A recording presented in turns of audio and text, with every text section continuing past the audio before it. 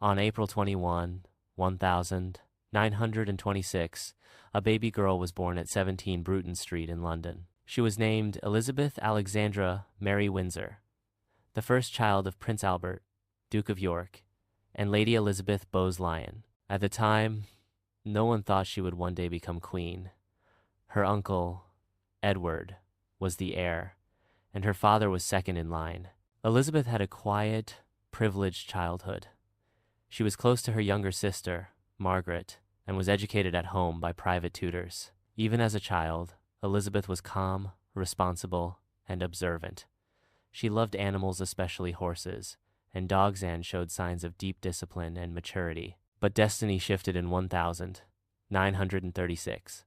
Her grandfather, King George V, passed away, and her uncle, Edward VIII, became king. However, he abdicated the throne just months later to marry an American divorcee, Wallis Simpson, a decision that shocked the nation and shook the royal family. Elizabeth's shy, reluctant father now became King George VI, and she, at just 10 years old, became the heir presumptive. The pressures of this new future didn't stop her from growing up with dignity. When World War II broke out in 1939, Elizabeth and Margaret were moved to Windsor Castle for safety. In 1940, at just 14, she gave her first public broadcast, speaking to other children evacuated from cities. By 18, she joined the Auxiliary Territorial Service training as a mechanic and driver, becoming the first female royal to serve in the armed forces. During the war, Elizabeth began writing to Prince Philip of Greece and Denmark,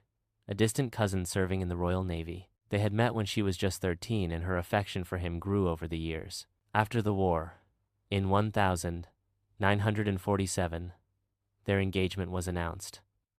On November 20, 1947, Princess Elizabeth married Prince Philip at Westminster Abbey. It was a grand event in a country still recovering from war. Philip gave up his foreign titles and became the Duke of Edinburgh. Their love was real and deep, and over the decades, they would share 4 children: Charles, Anne, Andrew, and Edward. Then came the moment that changed everything. In February 1952, while Elizabeth and Philip were on a royal tour in Kenya, news reached them that King George VI had died.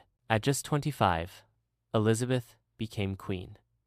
She returned home immediately, where her new life began.